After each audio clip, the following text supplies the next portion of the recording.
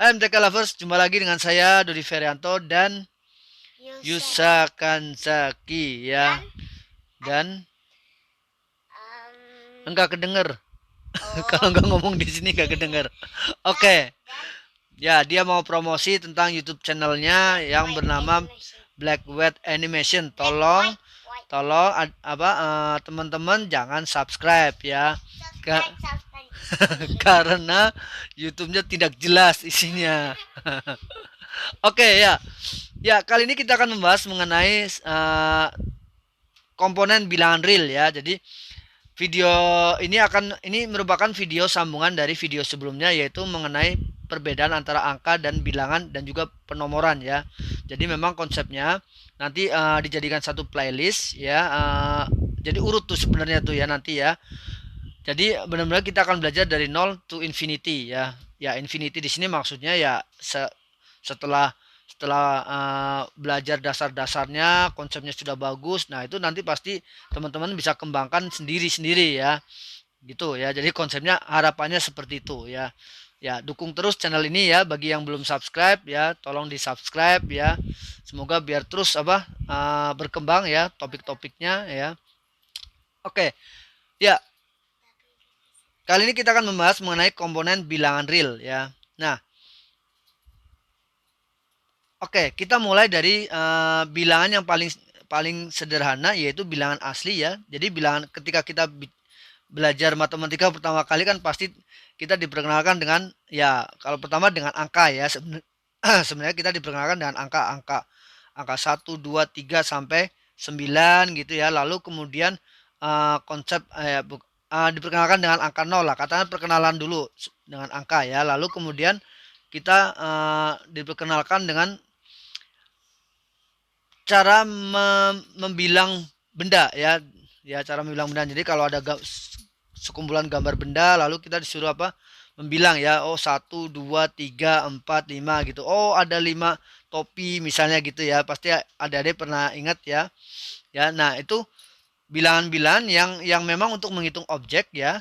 Itu untuk menghitung objek yang utuh ya, itu adalah biasanya untuk menghitung objek utuh, yaitu bilangan-bilangan asli ya. Bilangan asli. Oke. Yaitu 1, 2, 3, 4 gitu ya. 5 dan seterusnya ya, himpunan bilangan asli. Oke. Nah, lalu kemudian kita diperkenalkan dengan konsep nol ya, dimana ketika suatu suatu keranjang atau wadah nggak ada isinya gitu ya. Untuk menyatakan ada berapa objek ya di dalam benda itu, 0 objek ya. Oke, bukan kosong, beda ya. Kalau kosong itu sebuah keadaannya ya. Jadi kalau bilangan untuk menyatakan bahwa bilangannya tidak ada bahwa benda itu nggak ada bendanya, itu 0 ya. Oke. Jadi 0 benda ya, 0 benda gitu ya. Jadi kemudian kita diperkenalkan dengan 0 ya. Jadi dari bilangan asli lalu diimbukan 0 gitu ya kan. Diimbukan apa sih istilahnya ya, ya anggotanya ditambahkan 0 gitu ya. Itu namanya bilangan cacah. Bilangan cacah gitu ya. Jadi kalau kita gambar diagram Venn-nya gitu ya kan. Ini bilangan asli ya. 1, 2, 3, 4 dan seterusnya ya. Ini bilangan asli. Biasanya dia punya simbol n ya, ditulis n gitu ya. Mungkin diambil dari natural number gitu ya. Lalu kemudian ditambahkan satu anggota yaitu 0 ya. Itu disebut himpunan bilangan cacah ya. Oke. Lalu kemudian berkembang lagi ya, dikembangkan lagi menjadi lawan dari bilangan-bilangan asli tersebut ya. Lawan ya, lawan terhadap apa ya. Kalau lawan berarti terhadap uh, ya, lawan itu berarti negatifnya ya. Kemudian negatif ya, lawan dari bilangan-bilangan asli ya. Nah, negatif 1, negatif 2, negatif 3 dan seterusnya ya. Jadi gabungan antara bilangan cacah ya dengan bilangan negatif negatif dari bilangan asli itu namanya bilangan bulat. Namanya bilangan bulat ya. Oke, sebentar. Ini Sekarang namanya bilangan bulat. Jadi himpunan bilangan bulat ya, itu merupakan himpunan bilangan ya, gabungan antara apa? Bilangan cacah dengan bilangan-bilangan negatif atau lawan dari bilangan asli. Itu bilangan bulat ya. Oke. Bilangan bulat biasanya simbolnya Z ya. Biasanya ditulis Z ya. Oke. Gitu ya. Ya, tapi pakai garis double gitu ya.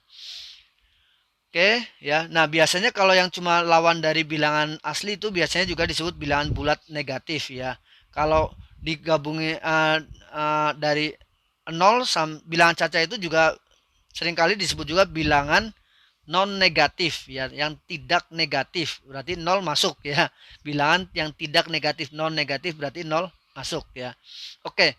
Setelah bilangan bulat, kemudian yang lebih lengkap lagi adalah lalu kemudian muncul apa, kita tambahkan lahkotannya dengan bilangan pecahan ya. Bilangan pecahan itu apa sih? Bilangan pecahan sendiri adalah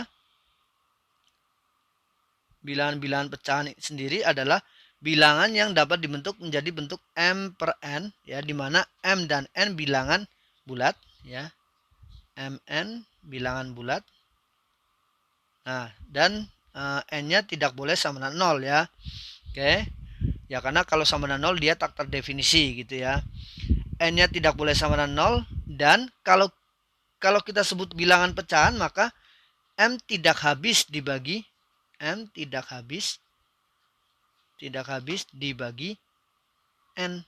Nah, itu namanya bilangan pecahan ya. Kalau M tidak habis dibagi N, ya itu baru disebut bilangan pecahan. Jadi bilangan bulat ini lalu kita tambahkan angkutannya dengan bilangan-bilangan pecahan ya. Misalkan contoh 1 per 2, 2 per 3, 3 per 5, dan seterusnya gitu ya.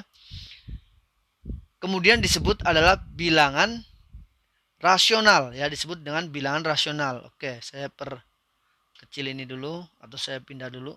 Ini namanya jadi bilangan apa? Bilangan bulat yang kemudian anggotanya ditambahkan oleh bilangan-bilangan pecahan, namanya bilangan rasional. Oke. Bilangan rasional. Bilangan rasional gitu ya kan. Oke, ya biasanya disimbolkan dengan huruf Q besar gitu ya kan.